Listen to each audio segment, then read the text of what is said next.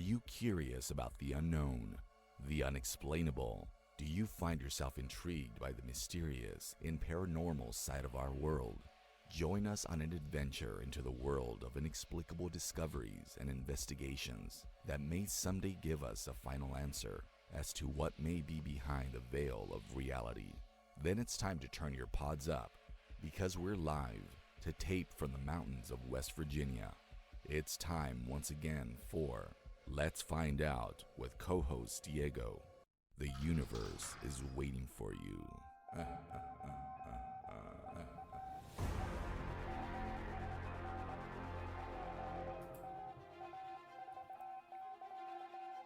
Live to tape from the mountains of West Virginia, it's another episode of Let's Find Out with co-host Diego. Thank you for taking this journey with me. On this episode of Let's Find Out, our guest is very well known for Paranormal Road-Trippin. You'll catch her exploring locations such as the Haunted Hinsdale House, Blackford County Jail, Seaside Sanatorium, all this plus more. Please welcome to Let's Find Out our new Paranormal Road-Trippin friend, Brie Hollingshead. Brie, my friend, welcome to our show. It's awesome having you on. Oh, thank you so much for inviting me on. I greatly appreciate it. So nice to finally meet you. Oh, it's nice meeting you. It's almost one of those things to where, and I don't want to sound awful when I say this, but it's almost like you popped out of thin air and you're going out there, you're exploring these awesome places. And I was like, where did she come from? And I have a few people in the paranormal community said, you got to have her on. My buddy Nate says, you got to have her on. She's doing amazing things. And so, which brings me to the question to, one just doesn't hop into a vehicle one day and gets the, I got to go out and explore these haunted locations. Terrifying for most normal people, but we're not normal, I guess, in a sense, like everybody else. How did this journey start with you? Did you have some sort of paranormal history in your life to then where you wanted to go to the next step and just make this part of your life? I had my first experience, ironically, when I was 6. I woke up in the middle of the night and I had twin beds that were side by side. One had like stuffed animals on it because, no little girl can have too many stuffed animals. Right. And I rolled over and I saw what I thought was my mom sitting on the bed with her back to me. She had her flannel nightgown on, her hair up in an 8 bun. And I'm getting ready to ask her, like, why she's sitting over there. And she starts to turn her head. Now, one thing I do want to add is that I grew up like in a house that was used in the Underground Railroad. It's one of the original homes in Groveport, Ohio. And so the way the upstairs is set up, you got your master bedroom, which is where my room was. And then you've got a loft and you've got the bathroom. So my mom would always keep the light on in the bathroom because it illuminated all the upstairs. And as going back to this, as I'm looking at her and I'm getting ready to say, Mom, the lady starts to turn her head. And as she's turning her head, the light actually goes through her face. And I'm able to see the dresser, like the 1960s, 70s, like solid oak, dresser, like mirror part through her face. And I was just like, okay. I rolled over, pulled the covers over my head, went back to sleep. The next morning, I told my mom about it. She pulled a picture out of my great grandmother, and that is exactly who I saw. So that's my first tangible memory of having a paranormal experience. And I've dealt with that type of stuff my whole life. What really catapulted me into what I do is I went through a divorce in, it was finalized in June. And I've got 2 boys and a little girl, and my boys are 18 and 19. And they sat me down and they were like, Mom, you need to find you. Go pursue your passion. You raised us with paranormal. I mean, I raised them up watching, the beginning shows, Ghost Hunters, Paranormal State, Ghost Adventures when that came around. And they're like, Mom, you've always had a love and a passion for it. I had just taken my oldest to celebrate his high school graduation. They both actually graduated this year. And I took him to Parapsychon at Ohio State Reformatory. And he was like, Mom, you made all these great friends. Why don't you start going to events? Why don't you start going to these Paracons and just start, pursuing your passion? And I was like, okay. So I actually went to a couple of events and I was on my way to an event in North Carolina to the USS North Carolina, and I had pulled over to a rest stop in Ohio, and it was right before you hit Point Pleasant.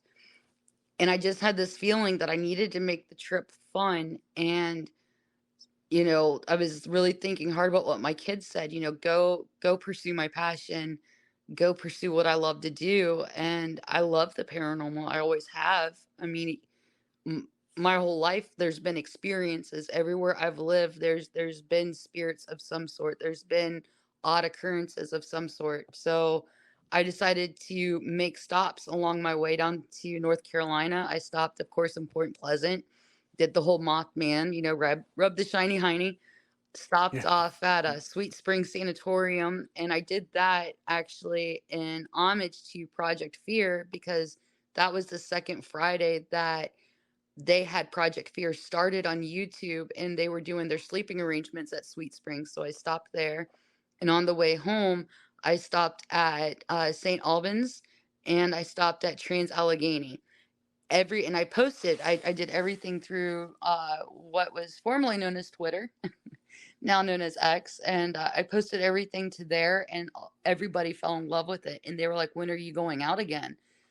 And I loved it. I had so much fun with it. So I haven't had a weekend off since June 30th of this year.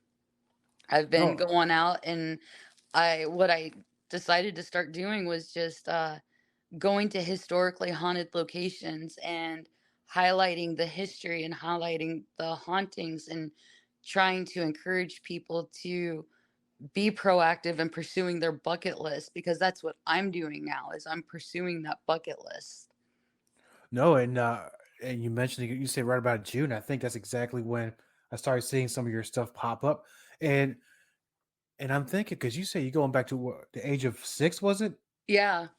With me, I started about age 3, and very early on, and it's not something that's constant, but it can go 3, 4 years in between, and then as for a couple of years things keep going, then it takes a break. With you, after 6 years old, it kept continuing. Do you remember anything else after that? Yeah, it's been a normal occurrence. The house that we lived in would have poltergeist activity. There was shadow figures. My mom actually had a passion for history and also for haunted locations. And I remember we couldn't really afford vacations when I was growing up, but we would do like weekend, like day trips to places. And my mom would always try to infuse, if there was any haunted history, she would try to infuse that along with the actual history of the location. So, um, I definitely attribute a lot of what I do now, like when I think back on it, like my mom planted that seed for what I do now. And but yeah, like I mean, like even the house I live in now, like I know that there's two spirits there. I'll joke around about it on my lives. I've actually been on a live, and I've had activity spike.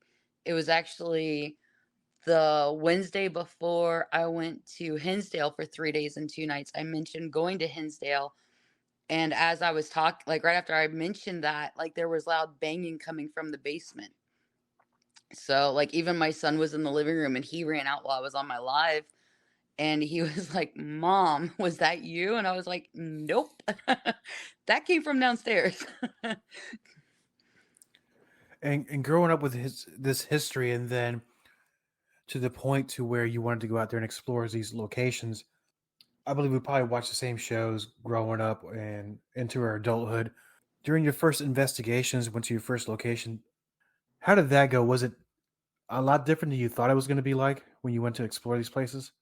No, it actually went how I thought it would. I think it was more interesting though, because the more I go on, I'm realizing that I've got like a gifting, like an ability. A lot of people say I'm like a beacon, and it seems like wherever I go though, there's more activity than what they typically would expect. My name comes out all the time on geo boxes, spirit boxes, the Necrophonic app. And the first investigation that I went to, um for an event, my name actually came out like quite a few times. while we were doing that, like in because they had like 3 different sessions, and in the first session, my name just kept popping up, and they were looking at me, and they're like, "Are you sure you've never been here before?" And I'm like, "I swear to God, I've never set foot in this building before." So it's almost like they were expecting you. Yeah, like they knew I was coming, and it literally, it's every investigation I've been on since then. It's been that way. Like even when I was at Hinsdale last weekend, I went outside to take a break, and while I was outside, the geo box that was being used, ironically, in the room I slept in Mary's room both nights. And this was Friday night. The girls that were in there were using their geo box, and my name came through. And even when I came back into the house, it announced that I had come back in. It goes Brie in house. So that Uh, was really interesting. And with that, how's the feedback been? Because I think it's been pretty positive lately. Because you've been doing not only visiting these amazing places, but you've also been collaborating with a lot of folks as well. Yeah, I've had nothing but positive feedback. I'm actually in the middle of a collaboration with Chris Smith, who's the star of Hulu's Monster Inside. I actually on the beginning of October, well, not the beginning, but the second week of October, I went to Michigan, and he took me to a couple of Halloween haunts because that's what he does. He does a lot of like the haunts and stuff, and so he took me to a couple of those to see if he could get me scared. And now we're collaborating on doing investigations together. We actually November 6th, we've got something up our sleeves that we're pulling off then. And then we've got another investigation lined up for November as well. So, or the end of November, I should say.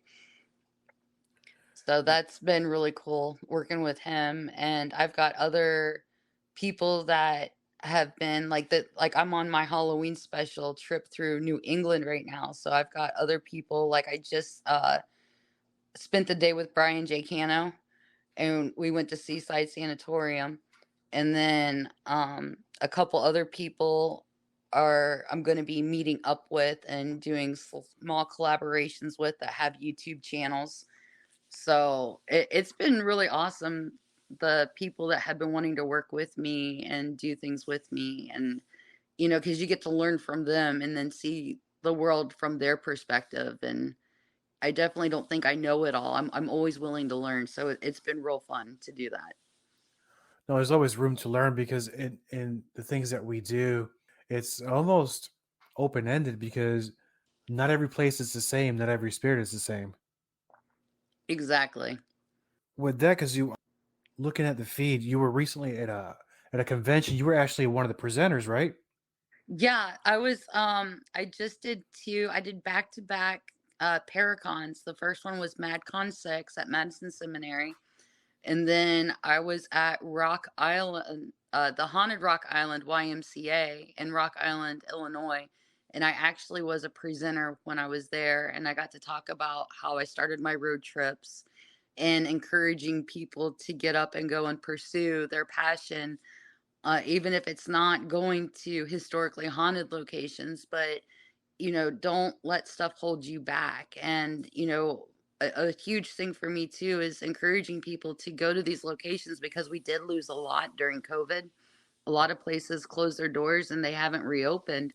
So, one of my things that I love to do is when I go to these locations, I try to find the hidden gems. I mean, I still do the big locations as well, but I like to highlight the location to get their name out there, to draw attention to them so people know, like, hey, the doors are back open. This is, here's, and I try to give just enough information to get people interested so that way they want to go and pursue it themselves. And so that's what I talked about there. And I actually had a packed room. So that was really exciting. Wow, I mean, for a podcast for me to say this, I would be terrified. I'm an awful public speaker. It's a lot easier doing it at home with my studio, but no, that's a great thing. So, out of these locations that you've gone through so far this year, and I know we you talked about the one where the spirits called your name several times. What's been the biggest standout of all of them? What was the one that really, I want to say freaked you out, but you were like amazed by the amount of activity? I've gone to some really big locations this year. Like I did the USS North Carolina. I've been to Mid Orange Correctional Facility, Old Hospital, and College Hill. I've also gone to some smaller locations, but the one that probably really amazed me by the activity would be when I was at the Haunted Hinsdale House. That one, it's like it. Somebody that was there, Jeff Fent, he actually said that he believes that Hinsdale will create your own haunting. And I have to say that I fully agree with him. I'm not one to run from a location. I do when I'm investigating, I always go live because I want to bring it real to the audience. That way, they're not seeing something on YouTube that's been edited. They're not seeing a TV show that was filmed in 5 days and condensed down to like 45 minutes.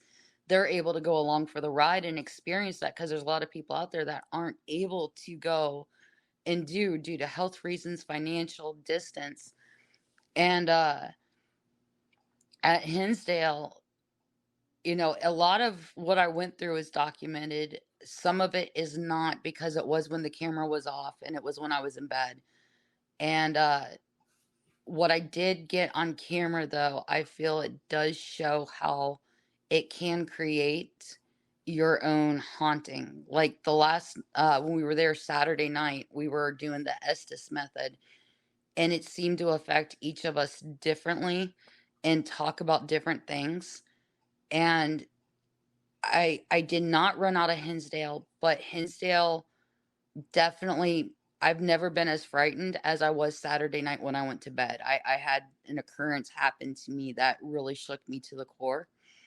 And I've never had that happen at any other location. So I would have to definitely go with Hinsdale, hands down.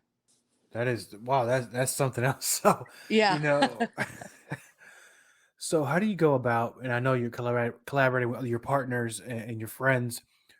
How do you go about choosing a location? There's so many out there. So how do you make the determination? I'm going to go here, then I'm going to go here, then I'm going to go here. A lot of times when I'm investigating, it was through events that I was a part of or invited to go to. Like when I went to Hinsdale, an investigative team, DUC, actually invited me to go there. A lot of times I'm invited to go to the locations, but when I'm just out driving, like right now on my trip, each day I've highlighted a different location. I do at least one a day. I promised everybody I would hit one a day, and I've done one a day so far. This week, actually, it turned out to be a theme of asylums, sanitariums, and hospitals. So it wasn't an intentional, but when I realized by Wednesday, wow, I've hit three basically of the same, and those are like my bread and butter. I love those type of places because I feel like there's a lot of spirits that are there that feel forgotten, that are angry, that didn't get treated the way that they should have when they were alive, and they're looking for that affirmation, that validation that they are loved, that they're not forgotten. And I feel like there's huge amounts of activity there because of it. And I want to try to bring peace where I can to spirits and let them know, like, hey, you're not forgotten. And even if it's just me highlighting the location so people know that they're there, I typically will research the local area and see like what historically haunted locations there are. It's not just a historical place. Like I'll even dig deeper and do research to see if there's reports of hauntings. And then on top of that, I have to make sure that do I need to ask permission to be on the property? Is it okay to film? Is it okay for me to take pictures? Like, I've got a lot of people since I'm here in New England right now that are pointing out, since I'm in Connecticut, the, I know I'm going to butcher this last name, this Snedeker. I can't pronounce it, but the House of the Connecticut Haunting, a lot of people have been pointing me to that one. I know there's been a lot of movies and TV shows done on it, but it's now a private residence. And because of that, I want to respect the privacy of the family. So I won't even go and take a picture of it. Just like with Amityville, I know that's a private residence. I won't touch that with a 10-foot pole. So there's a lot of stuff that I take into consideration when I'm going to locations to make sure that I not only have my facts correct when it comes to history, and also the hauntings, but making sure that I'm respectful to the location, making sure I'm following the laws, because each state is different when it comes to different areas. Making sure that if it is like not a private residence, but somebody privately owns it, it's not owned by the city or the state, that I've got permission, and finding out like what the boundaries are so that way I can be respectful and do them justice when I'm talking about it. And with going to some of these locations, because some locations are a little more hardcore than others, more activity than others, how do you mentally prepare to tackle these places? Do you have some sort of ritual that you do or some sort of meditation before you enter these locations? I come from a Christian background, so for me it's praying. In all honesty, I pray. I think a lot of people, whether they realize it or not, whether they're doing, smudging or blessing, it's all basically the same thing, but it's different for each belief, and I respect everybody, when it comes to their own personal beliefs. And I don't think that there's a right way. I do think that there are wrong ways. I've seen wrong ways happen because it's led to, locations having, I don't want to say violent, but volatile spirits, because people haven't done certain things for protection correctly. I've noticed, and I've had other people tell me that they've experienced things, they've witnessed things, they've experienced firsthand, and they've shown me picture proof, video proof.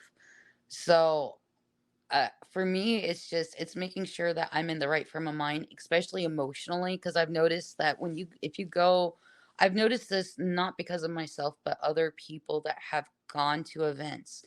If you're not in the right frame of mind, if you're emotional, if you're upset, if you're mad, if you're angry because of you just got into a fight or you had a bad day, the energy that you bring with you into these locations is going to be a huge factor in the type of interaction that you have. So I'm always, when I'm going to these locations, I'm making sure that I'm in the right frame of mind. I'm making sure that I'm bringing nothing but light and love and peace. I'm making sure that I'm happy. I'm pushing everything to the side. I'm making sure that there are certain things that are closed off in my mind, that way that they don't have anything that they can pick up to try to use against me, because there are spirits out there that will try to use stuff against you. Not every spirit is a demon, but not every spirit is nice either. They can be angry and they can try to use what they can, in their anger, just like if they were a living being, they would use what they could to hurt you.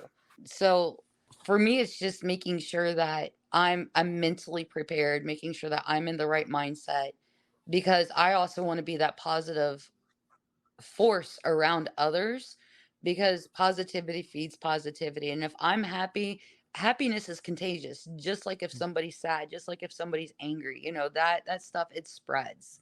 So I'm always trying to be the positive person in the group, and making sure that everybody is like cohesive. And I try to remind people, if you're upset, make sure you clear yourself before you walk into this building of whatever is upsetting you.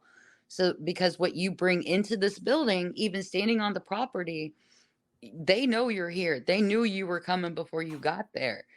But if you walk into that door and you're not of the right frame of mind, you could end up having a bad night, So I'm always trying to be positive.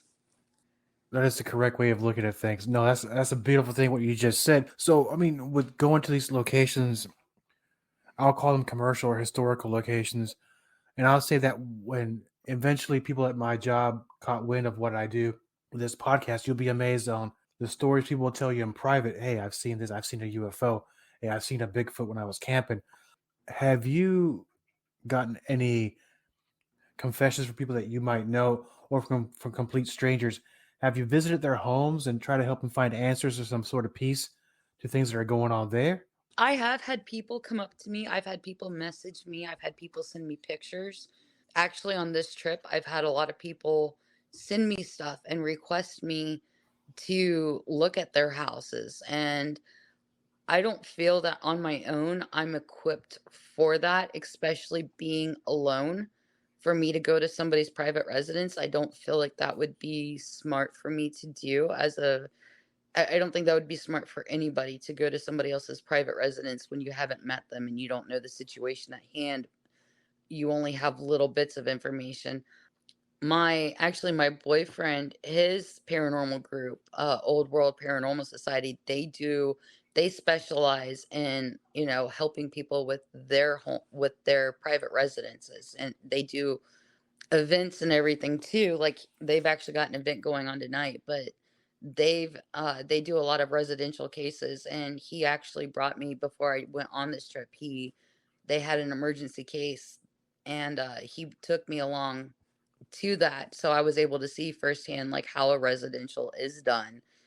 And which was really eye-opening. It's definitely different, with how you have to be, and the level of respect that you have to have, not just for the property but for the people that reside in the property, which of course I always have. But to see that firsthand, and like how a situation like that is handled, it is night and day from having an event at a big name location, or me driving to a location and highlighting it. So I have so much respect for what they do. But would I do that on my own? I would feel more comfortable having somebody with me, just for my own safety, and also so that way it would reassure the homeowners too, for their safety. No, and I guess, when I asked the question, I never thought about it. Going into somebody's home, you don't really know what you're getting yourself into or who these people are to begin with. But it's always good to have that information as much as you can before you go there. And for the short amount of time that you've been doing this, and I mean it only from the perspective of seeing you on social media, you've done years worth of work. Where are you going to next? I'm not stopping. I mean, this is an every weekend thing for me. The only thing that'll stop me at this point is weather. With winter coming, I will not drive in hazardous weather. In the winter months, I'm pretty sure you're going to see my boyfriend Nick with me a lot more on the road trips, with his team slowing down a little bit, not having events too much. So if he doesn't have stuff going on, you'll most likely see him along being my co pilot, or me being his co pilot if he drives.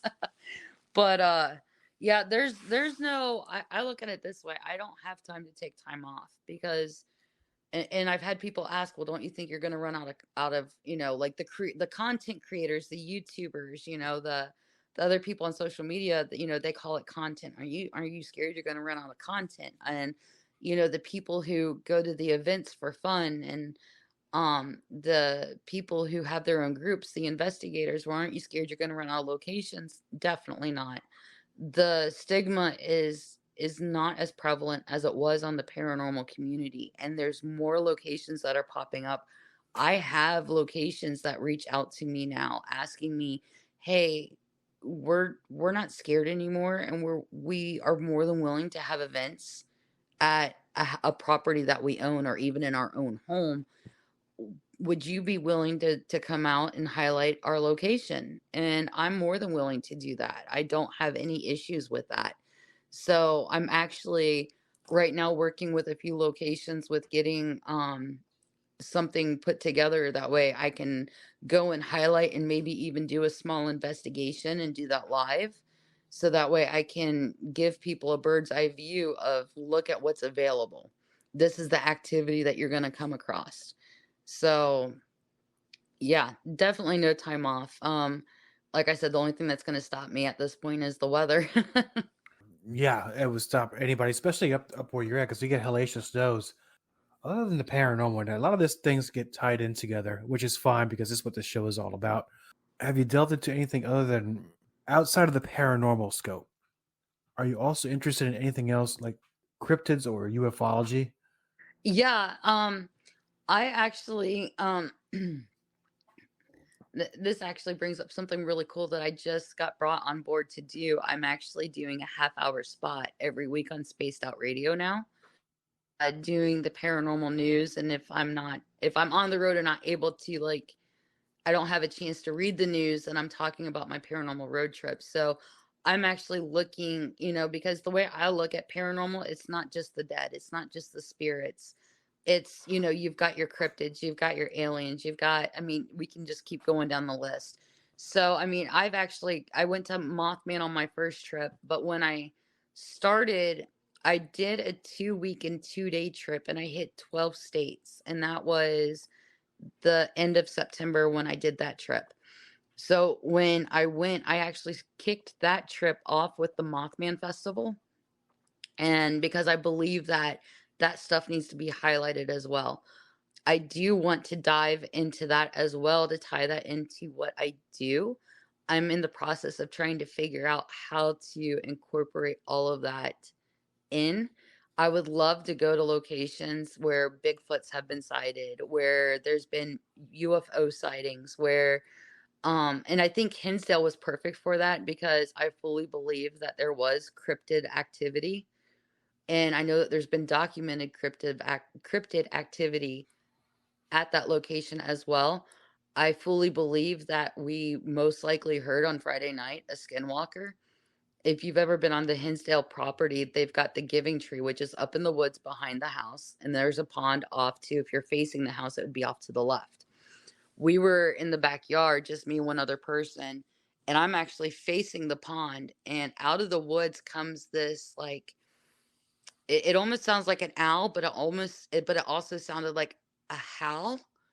But you could tell that it was an imitation, that it wasn't, and it couldn't decide what it wanted to be, which was a huge indicator from like reports of that I've heard, things that I've read, that that fell in line with, Skinwalker, with them imitating noises. It was to my right in the woods. The next thing I know, it's right in front of me by the pond. And then right after that, it's in front of the house. Then it's coming from behind me. This all happened in under 30 seconds. No animal that I know of can move that quickly in under 30 seconds. I don't even think a cheetah could do that. And I'm not gonna lie, I started backing up for the house. I can deal with the dead. I can have things go bump in the night, and I can have people whisper in my ear and lights turn on and off, and anything dead related, spirit related, I can deal with that. But when it comes to cryptids, especially with the skinwalker, with the ugly lore and the folklore that goes along with it, that I was like, okay, I don't know how to fight. That's something I don't know if I can handle seeing face to face, or if I would even survive seeing face to face. So I'm gonna get back to the house now.